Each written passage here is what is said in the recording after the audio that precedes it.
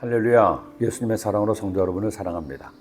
사담 후세인은 이라크의 독재자였습니다. 그는 쿠웨이트를 전격적으로 침공한 걸프전과 이란과의 7년 전쟁으로 나라의 국고를 파탄나게 했고, 급기야 미국과의 전쟁에서 패해서 사형장이 이슬로 사라지고 말았습니다. 그의 세 아들도 전쟁 중에 모두 죽었습니다. 그는 잔인한 독재 행각으로 사람들의 공분을 자아냈으며 바벨론 제국의 영광을 되찾겠다고 했지만 결코 자신의 뜻을 이루지 못했습니다. 고대 바벨론 제국은 지금의 이라크 지역에 있었던 나라였기 때문이죠. 그런데 바벨론 제국은 고대 중동 지역에서 강력한 위세를 자랑하던 나라였습니다. 그 막강한 아수르를 멸망시켰고 마침내 유다 왕국마저도 정복함으로 정복의 마침표를 찍은 나라이기도 합니다. 바벨론의 느부갓네살은 예루살렘을 포위 공격해서 파괴시켰습니다. 왕이었던 스디기야의 두 눈을 뽑은 채 수많은 유다 사람과 함께 바벨론의 포로로 끌고 가기도 했습니다. 그러기에 유다 왕국을 무너뜨린 바벨론과 느부갓네살에 대한 이야기는 성경에 자주 등장하기도 합니다.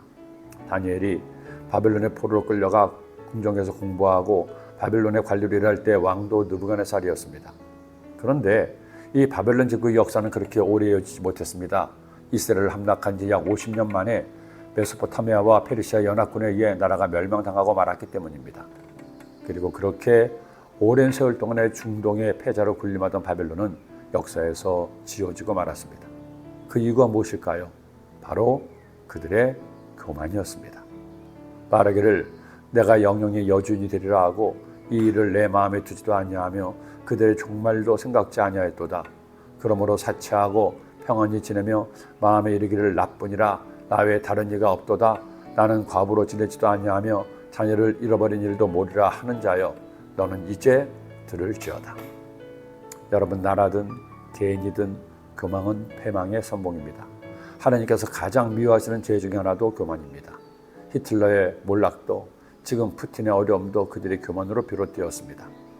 우리가 이길 수 있다는 교만이 오판을 불렀고 많은 사람의 큰 고통을 안겨주기도 했습니다. 우리 같은 보통 사람들의 삶에서도 크게 다를 바가 없습니다.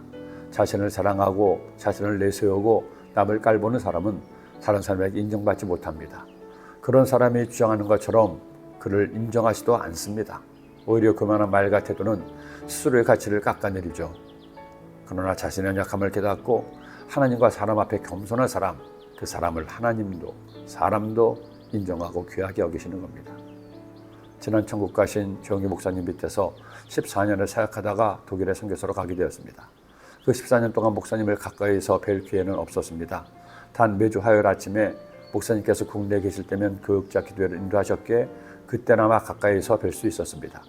교육들에게 말씀을 전하실 때는 성도님들에게 설교하실 때와는 달리 소탈하게 진솔하게 말씀을 전하기도 했습니다. 그런데 목사님 말씀을 들으면서 은혜 받은 것이 있었습니다. 목사님은 자신의 부족함과 실수를, 연약함을 그대로 드러내신다는 겁니다. 자신이 잘못한 것, 부족한 것을 굳이 말씀을 안 하셔도 되는데 말씀하는 것을 들으면서 하나님이 왜 목사님을 귀하게 쓰는지를 알게 되었습니다. 세계에서 가장 큰 교회를 섬기고 엄청난 영향력을 세계에 끼친 목사님이었지만 하나님 앞에서는 어린아이 같은 겸손함을 하나님이 귀하게 보신 것이었습니다. 다시 한국에 돌아와 여의도 교회에서 이제는 은퇴하신 목사님을 가까이 모신 적이 있었습니다. 그 연세에도 변함없이 겸손하시고 자신의 일에 최선을 다하는 모습을 보면서 새삼 존경의 마음을 품게 되었습니다. 여러분, 겸손은 그리스도인의 가장 고귀한 덕목 중 하나입니다. 예수님도 말씀하셨죠. 나는 마음이 온유하고 겸손하니 나의 멍에를 메고 내게 배우라. 그리하면 너희 마음이 쉼을 얻으리니. 읽을수록 고개를 숙이는 벼의 겸손을 배우는 오늘이 되시기를 기도합니다. 기도드립니다. 사랑의 예수님, 고맙습니다. 감사합니다. 오늘도 저희들에게 주의 말씀을 묵상하게 하시니 이 말씀 마음에 꼭 새겨서 우리 예수님의 겸손함을 본받아 겸손한 주의 백성 되도록 인도하여 주옵소서. 예수님의 이름으로 기도드립니다.